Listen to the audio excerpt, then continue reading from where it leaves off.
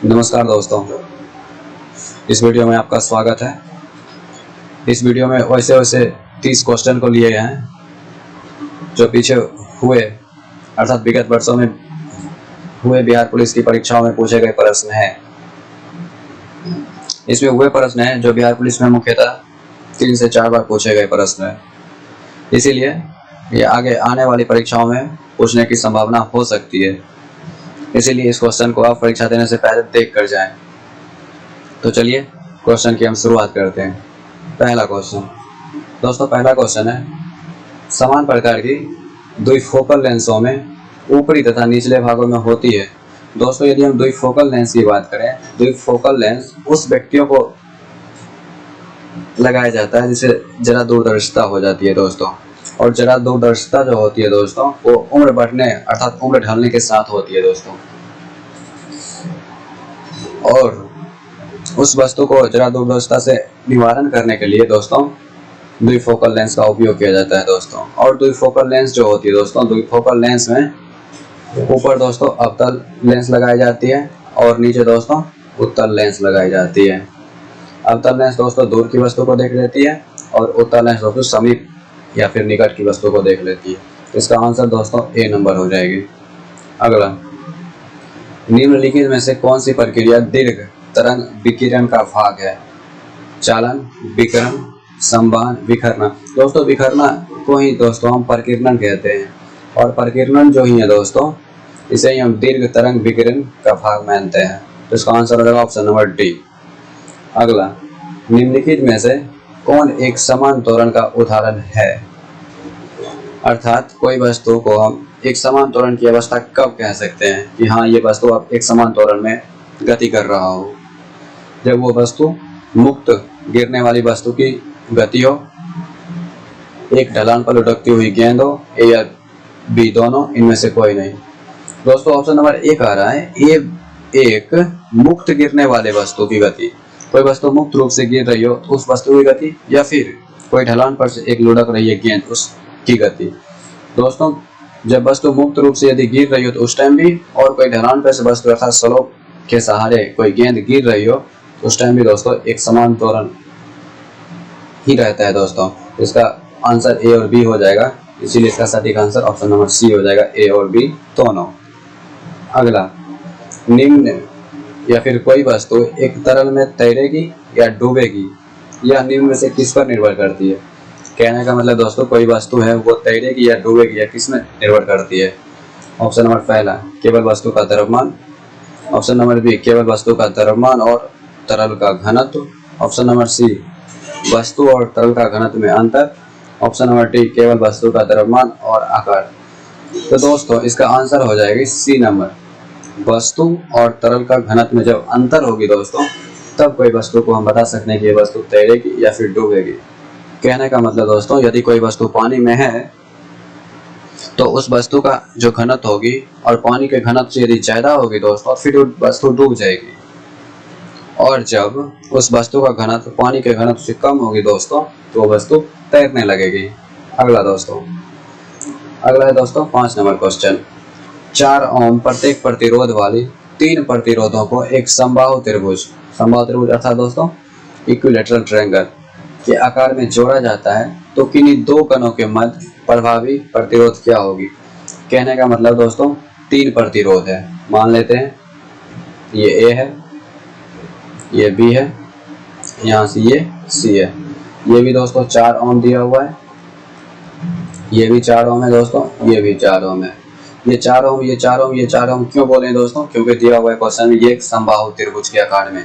तो समबाहु त्रिभुज की दोस्तों तीनों भुजा आपस में बराबर होती है, और किन्हीं 2 भुजाओं के बीच पूछ रहा है क्या होगी प्रतिरोध। इसको ए मान लेते हैं, इसको बी मान लेते हैं। पहले देखिए दोस्तों, ये जो प्रतिरोध है यहाँ ए से जो शुरू होती है और इस कॉर्नर तक जाती है ये, और फिर इस कॉर्नर से आके यहाँ बी तक पहुँचती, इसमें एक ही वायर है दोस्तों, एक ही प्रतिरोध है। जब एक ही प्रतिरोध रहता है दोस्तों, एक ही वायर रहता है तो वो श्रेणी क्रम में रहता है अर्थात सीरीज कॉम्बिनेशन में रहता है।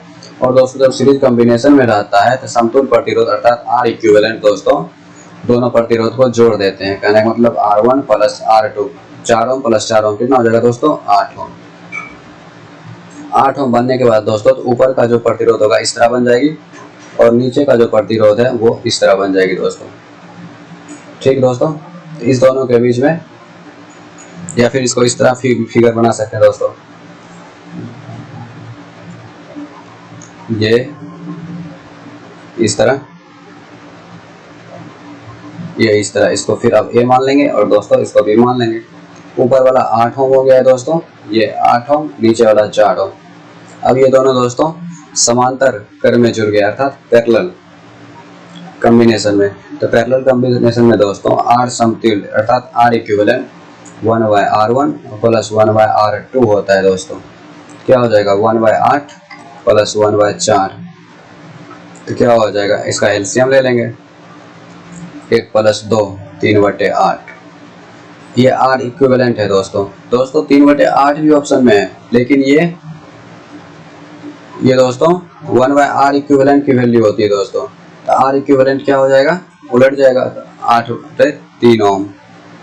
समझे दोस्तों, 1/R इक्विवेलेंट का फॉर्मूला था 1/R1 प्लस 1/R2, लेकिन पूछ रहा है क्या चीज, प्रभावी प्रतिरोध जो बना R इक्विवेलेंट पूछ रहा है, इसलिए 8/3 होगा दोस्तों इसका आंसर। अगला, ध्वनि तरंग किसमें सबसे तेज चलती है दोस्तों? यदि हम ध्वनि तरंग की बात करें, साउंड वेव की बात करें, ये सबसे ज़्यादा जो होती है दोस्तों ठोस में होती है, फिर द्रव में, फिर उसके बाद घटता जाती है गैस में होती है। सबसे ज़्यादा ठोस में होती है अर्थात सॉलिड में। अगला, आर्यों का मूल निवासी कहाँ का था या फिर कहाँ से आया था दोस्तों? यदि हम आर्यों की बात करें तो ये अपने आप में एक विद्वान थे, और विद्वान उस व्यक्ति को बोला जाता था उस टाइम जो संस्कृत में बोला करते थे। तो आर्यों जो थे दोस्तों कहाँ से आए थे? अफ्रीका माइनर, एशिया माइनर, दक्षिण अमेरिका माइनर, यूरोप माइनर। इसका आंसर दोस्तों हो जाएगा एशिया माइनर। अगला, भारत के ग्रैंड ओल्ड मैन के रूप में किसे जाना जाता था दोस्तों? यदि हम भारत के ग्रैंड ओल्ड मैन के रूप में किसे जाना जाता है इसे देखें तो दोस्तों किसको बोला जाता था? दादा भाई नौरोजी, रविंद्रनाथ टैगोर, महात्मा गांधी, जस्टिस रनाडे। इसका आंसर हो जाएगा दोस्तों दादा भाई नौरोजी। दादा भाई नौरोजी को ही दोस्तों ग्रैंड ओल्ड मैन के रूप से जाना जाता था। अगला, सवर्णीय अवज्ञा आंदोलन के बारे में निम्न में से कौन सा कथन सही है दोस्तों? यदि हम सवर्णीय अवज्ञा आंदोलन की बात करें, इसमें कौन सी कथन सही है? इसकी शुरुआत गांधी जी की चंपारण यात्रा के साथ हुई थी।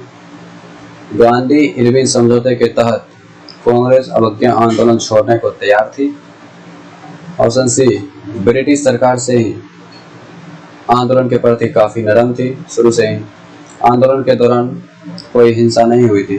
दोस्तों इसका जो सटीक आंसर हो जाएगी ना दोस्तों, वो हो जाएगी option number B, Gandhi Irwin समझौते के तहत कांग्रेस जो थी अवज्ञा आंदोलन छोड़ने को तैयार थी। और गांधी इरविन समझौता की बात करें दोस्तों तो ये 1931 में हुई थी, और इसी गांधी इरविन समझौते के तहत कांग्रेस अवज्ञा आंदोलन छोड़ने को तैयार थी। इस टाइम दोस्तों एक 1930, एक 1931 और एक 1932, ये तीनों डेट इम्पोर्टेंट। 1930 में दोस्तों प्रथम गोलमेज सम्मेलन हुआ था, और 1931 में दोस्तों द्वितीय गोलमेज सम्मेलन, और 1932 में दोस्तों तृतीय गोलमेज सम्मेलन हुआ था दोस्तों। अगला, उत्तर वैदिक काल में इंद्र का स्थान किस देवता को मिला था दोस्तों? इंद्र का स्थान किस देवता को मिला था दोस्तों? यदि हम पहले वैदिक काल की बात करें ना दोस्तों, वैदिक काल एक होती है दोस्तों ऋग वैदिक काल, एक उत्तर वैदिक काल। तो जो उत्तर वैदिक काल था दोस्तों, उसमें इंद्र का स्थान किस देवता को मिला था दोस्तों? प्रजापति, वेदावती, दिग्विजय, ब्रह्मा। इसमें इसका आंसर हो जाएगा दोस्तों प्रजापति, जिसे हम लोग सृजन का देवता भी कहते थे दोस्तों। अगला, भारतीय राष्ट्रीय कांग्रेस के प्रथम अधिवेशन में प्रथम अधिवेशन की अध्यक्षता किसने की थी? ए.ओ. ह्यूम, दादा भाई नौरोजी, गोपाल कृष्ण गोखले, डब्ल्यू.सी. बनर्जी। दोस्तों इसका आंसर हो जाएगा डब्ल्यू.सी. बनर्जी दोस्तों। और भारतीय राष्ट्रीय कांग्रेस जो थी दोस्तों, उस टाइम इसे भारतीय राष्ट्रीय संघ कहा जाता था दोस्तों, भारतीय राष्ट्रीय संघ। दादा भाई नौरोजी ने ही सलाह दी थी कि भारतीय राष्ट्रीय संघ को भारतीय राष्ट्रीय कांग्रेस कहा जाए। तो दादा भाई नौरोजी के सलाह से ही भारतीय राष्ट्रीय संघ भारतीय राष्ट्रीय कांग्रेस में परिवर्तित हुई थी दोस्तों। और भारतीय राष्ट्रीय कांग्रेस की स्थापना दोस्तों 28 दिसंबर 1885 को ही हुई थी दोस्तों। और इसके स्थापना करने वाले थे दोस्तों एओ ह्यूम, ये व्यक्ति एओ ह्यूम। अगला, निम्न में से कौन सा सुमेलित नहीं है? कहने का मतलब चार में से चारों सही है, कोई एक गलत है। कौन सा सुमेलित नहीं है? अलाई दरवाजा, अलाउद्दीन खिलजी, ये बिल्कुल सही है। अलाई दरवाजा का निर्माण अलाउद्दीन खिलजी ने करवाया था। जमात खाना मस्जिद बलबन, नहीं दोस्तों यही गलत है, ऑप्शन नंबर बी ही।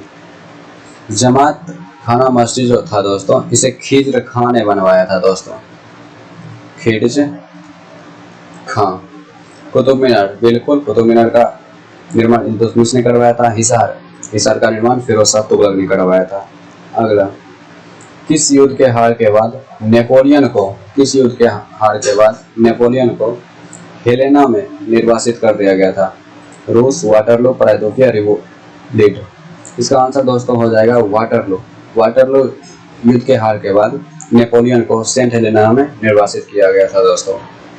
अगला, मानव शरीर की सबसे बड़ी कोशिका कौन सी है? तंत्रिका कोशिका, मांसपेशी कोशिका, जठरिक कोशिका या फिर वृक्क कोशिका? दोस्तों यदि मानव शरीर की सबसे बड़ी कोशिका की बात करें तो वो थी तंत्रिका कोशिका। और ये जो कोशिका है दोस्तों, ये न्यूरॉन से बनी होती है। अगला, वायु जनित रोग कौन सा है? दोस्तों यदि हम वायु जनित रोग कहेंगे और इस ऑप्शन के हिसाब से यदि हम बात करेंगे, इसमें तपेदिक, डिप्थीरिया, निमोनिया। दोस्तों तपेदिक को ही हम लोग टीबी कहते हैं, TB, ट्यूबरक्लोसिस। तपेदिक, डिप्थीरिया, निमोनिया, उपरोक्त में सभी। दोस्तों वायुजनित रोग में ये तीनों ऑप्शन आती है, टीबी भी होगी, डिप्थीरिया भी होगी, निमोनिया भी होगी दोस्तों कोई भी रोग होती है ना, वो तीन प्रकार की मुख्यतः माइक्रो ऑर्गेनिज्म अर्थात सूक्ष्म जीव से होती है। या तो वो बैक्टीरिया से होगी, या फिर वायरस से होगी, या फिर वो दोस्तों प्रोटोजोआ से होगी। तो कुछ ऐसा रोग है जो सिर्फ और सिर्फ बैक्टीरिया से होती है, जैसे टीबी हो, डिप्थीरिया हो, निमोनिया हो, ये सब बैक्टीरिया से होती है दोस्तों। यदि वायरस की बात करें दोस्तों, जैसे एड्स होती है, जैसे एक्वायर्ड इम्यूनिटी डिफिशिएंसी सिंड्रोम, या फिर HIV होती है। और प्रोटोजोआ की दोस्तों बात करें तो इस वजह से काला जार हो, काला खांसी हो, सोने की बीमारी हो, इस सब जो बीमारी है दोस्तों ये प्रोटोजोआ से होती है। अगला 16 नंबर क्वेश्चन देखिए, कहा गया है मानो या ना मानो, ठीक, मानो या ना मानो, आपके नाखून, आपके जो नाखून है, बाल हैं, ठीक, और त्वचा जो है उसमें वो सब समान पदार्थ से बने हैं, ठीक। मतलब कहने मतलब नाखून, बाल और त्वचा जो है वो समान पदार्थ से बने हैं, ठीक। ये जानवरों के खुरों में है और ये जानवर के खुरों में भी है। यह एक प्रोटीन है जिसे कहते हैं protein casein, protein glycan, glycogen, keratin. दोस्तों इसका आंसर ऑप्शन नंबर डी हो जाएगा। केरोटीन प्रोटीन है, केरोटीन एक प्रोटीन है जो नाखून में भी होती है, बाल में भी होती है, त्वचा में भी होता है और यहाँ तक कि जानवर के खुरों में भी होती है दोस्तों। अगला, निम्नलिखित में से कौन सा मनुष्य के अवशेषी अंग का उदाहरण है? अर्थात मनुष्य अब उपयोग में लाना छोड़ दिया या फिर उपयोग नहीं कर रहा है फिर भी है, जैसे जबड़ा तंत्र, कान की मांसपेशियां, रत्नक दांत, ह्यूमरस। दोस्तों इसका आंसर हो जाएगा कान की मांसपेशियां, ये अवशेषी अंग है दोस्तों। कान की मांसपेशियां के अलावा भी और भी कई अंग हैं जो मानव के लिए अवशेषी अंग का उदाहरण है, जैसे अपेंडिक्स हो, ये भी मानव के लिए अवशेषी अंग का ही उदाहरण है। क्वेश्चन नंबर 18, किसके संचय के कारण मांसपेशियां में थकान होती है? दोस्तों मांसपेशियां में थकान या फिर दर्द होती है किसके कारण? कोलेस्ट्रॉल के कारण, या फिर लैक्टिक एसिड के कारण, या फिर लिपोइक एसिड के कारण, या फिर ट्राइग्लिसराइड्स के कारण। दोस्तों इसका आंसर हो जाएगा लैक्टिक एसिड। और दोस्तों दूध से जब दही बनता है उसमें लैक्टोबैसिलस ही रहता है बैक्टीरिया के रूप में, और दही में लैक्टिक एसिड ही होता है दोस्तों, याद रखिएगा। अगला, जीवित सरल ऊतक जो पौधों के बढ़ते भागों को सहारा प्रदान करती है, दोस्तों कौन सा है? जीवित सरल ऊतक जो होती है वो पौधों के बढ़ते भागों को सहारा प्रदान करती है। मतलब जो पौधा होती है उसमें सरल ऊतक होती है, ठीक, और जो पौधा की लंबाई में वृद्धि होती है वो आगे बढ़ती है, उसके लिए कौन सा ऊतक सहारा बनती है दोस्तों। इसका आंसर कौन सा हो जाएगा? स्क्लेरेन्काइमा, पेरेन्काइमा या फिर कोलेन्काइमा या फिर फाइबर दोस्तों। Option number A, B, C, D. दोस्तों यदि हम स्क्लेरेन्काइमा की बात करें, स्क्लेरेन्काइमा की दोस्तों हम बात करें, स्क्लेरेन्काइमा की दोस्तों बात करें तो स्क्लेरेन्काइमा को दोस्तों दृढ़ ऊतक कहते हैं। और इस ऊतक में दोस्तों, स्क्लेरेन्काइमा ऊतक में दोस्तों जीव द्रव नहीं होता है दोस्तों। अगला पेरेन्काइमा। यदि हम पेरेन्काइमा की दोस्तों बात करें तो इसे कहते हैं मृदु ऊतक, ठीक है दोस्तों, और ये सेल्यूलोज की बनी होती है। और कोलेन्काइमा की बात करें दोस्तों, कोलेन्काइमा को दोस्तों स्थूलकोण ऊतक कहते हैं और इसी में दोस्तों हरित लवक भी पाया जाता है और भोजन निर्माण में सहायता कोलेन्काइमा ऊतक की मदद से ही होती है दोस्तों। तो कोलेन्काइमा ही के द्वारा दोस्तों सरल ऊतक पौधे के बढ़ते भागों को सहारा प्रदान करती है। मतलब कोलेन्काइमा के द्वारा ही पौधे जो आगे बढ़ती है, उसकी लंबाई में जो वृद्धि होती है, उसके लिए उत्तरदायी कोलेन्काइमा ही होती है दोस्तों। ऑप्शन नंबर सी हो जाएगा। अगला 20 नंबर। पादप कोशिकाओं में, मतलब पेड़ पौधा जो होती है उसमें जो कोशिकाएं होती है उसमें तीक्ष्णता और कठोरता किसके द्वारा प्रदान की गई है? राइबोसोम, माइटोकॉन्ड्रिया, गोल्जी उपकरण, कोशिका रस से भरी रिक्तिकाएं। दोस्तों इसका आंसर हो जाएगा ऑप्शन नंबर डी, कोशिका रस से भरी रिक्तिकाएं। दोस्तों राइबोसोम जो होती है, ये राइबोसोम प्रोटीन संश्लेषण के लिए काम आती है दोस्तों। और माइटोकॉन्ड्रिया को दोस्तों पावर हाउस कहते हैं, ऊर्जा गिरी कहते हैं। और गोल्जी उपकरण जो होती है दोस्तों, ये गोल्जी उपकरण लाइसोसोम का मदद करती है दोस्तों। और लाइसोसोम जो होती है दोस्तों, शरीर में जितने भी मृत कोशिकाएं हो उसे शरीर से बाहर करने के लिए काम आती है दोस्तों। अगला 21 नंबर। निम्नलिखित में से कौन सा ऊतक पौधे के तने को घेरा बढ़ाने के लिए उत्तरदायी होता है? वाहिनिकाएं, पेरिसाइक्लिक, अंतर परिविभाजी, पार्श्व परिविभाजी। तो दोस्तों इसका आंसर जो हो जाएगा दोस्तों, इसका आंसर ऑप्शन नंबर डी हो जाएगा दोस्तों, पार्श्व परिविभाजी। अगला, समुद्र के पानी से नमक को अलग करने के लिए निम्न में से किस विधि का उपयोग किया जाता है दोस्तों? वाष्पीकरण, सेंट्रीफ्यूगेशन, क्रिस्टलीकरण, ए और सी दोनों। तो इसका आंसर दोस्तों ऑप्शन नंबर ए हो जाएगा, वाष्पीकरण। अगला, बुलेट प्रूफ स्क्रीन में निम्नलिखित में से किस शीशा का प्रयोग किया जाता है दोस्तों? यदि बुलेट प्रूफ स्क्रीन की बात करें तो उसमें जो शीशा होता है, कांच होता है, वो किस प्रकार का होता है? सोडा ग्लास, पायरेक्स ग्लास, जेना ग्लास, परवलित ग्लास। इसका आंसर दोस्तों ऑप्शन नंबर डी हो जाएगा, परवलित ग्लास। परवलित ग्लास ही बुलेट प्रूफ स्क्रीन के रूप में होता है दोस्तों। अगला, कार्बन टेट्राक्लोराइड अर्थात CCl4 और पानी के मिश्रण को अलग करने के लिए निम्न में से किस तकनीक का उपयोग किया जाता है दोस्तों? सेंट्रीफ्यूगेशन, सेपरेटिंग फनल, आसवान या फिर आंशिक आसवान। इसका आंसर ऑप्शन नंबर बी हो जाएगा दोस्तों, separating funnel.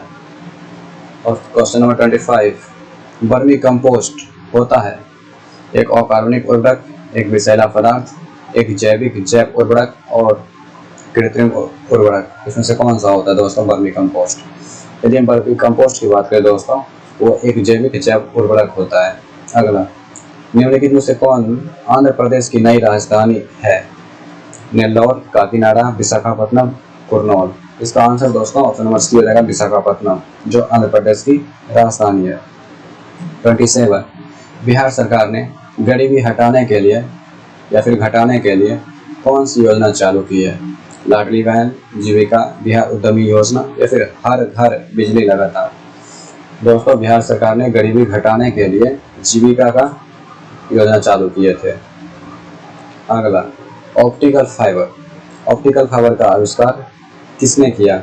Samuel Cohen, Narendra Kapany, T.L. Spencer या फिर T.H. मैमा। इसका आंसर जो हो जाएगा दोस्तों, Narendra Kapany, option number B हो जाएगा। अगला, एक परमाणु इकाई के क्रिटिकल बनने का अर्थ है दोस्तों, कहने का मतलब कोई भी परमाणु है या एटम है, वो अपने आप को विकराल अर्थात क्रिटिकल रूप में कब होती है? जब वह रेटेड क्षमता तक बिजली पैदा कर रहा हो, या फिर जब रेटेड क्षमता से कहीं अधिक उत्पादन करने में सक्षम हो, या फिर परमाणु प्रसार का खतरा हो, या फिर ईंधन नाभिक के स्वतः विभाजन का कारण बनने वाली श्रृंखला प्रतिक्रिया स्थापित हो। दोस्तों कोई भी एटम अपने क्रिटिकल रूप में बनने का अर्थ होता है कि वह ईंधन नाभिक के स्वतः विभाजन का कारण बनने वाले श्रृंखला प्रतिक्रिया स्थापित हो गई हो। कहने का मतलब जो उससे ईंधन बनती है और जो नाभिक में तो स्वतः विभाजन होने लगे तो समझना चाहिए कि परमाणु क्रिटिकल अवस्था में है। तो ऑप्शन नंबर डी हो जाएगा। अगला, निम्नलिखित में से कौन एक उच्च न्यायालय की पहला महिला मुख्य न्यायाधीश है। कहने का मतलब उच्च न्यायालय मतलब हाईकोर्ट की पहली महिला मुख्य न्यायाधीश थी। यदि दोस्तों सबसे पहले दोस्तों सुप्रीम कोर्ट होता है जो कि दिल्ली में, ये एक है, पूरा भारत के लिए एक होती है। दोस्तों अभी हाई कोर्ट की बात करें, अभी वर्तमान में पूरे भारत में 25 हाई कोर्ट है, ठीक, उच्च न्यायालय। उसमें भी यदि पहली महिला मुख्य न्यायाधीश की बात करें दोस्तों, वो टाइम था दोस्तों 1991 में हिमाचल प्रदेश में दोस्तों एक महिला थी लीला सेठ, जिसे पहली महिला मुख्य न्यायाधीश के रूप में नियुक्त किया गया था। दोस्तों इस वीडियो में दोस्तों यहीं तक।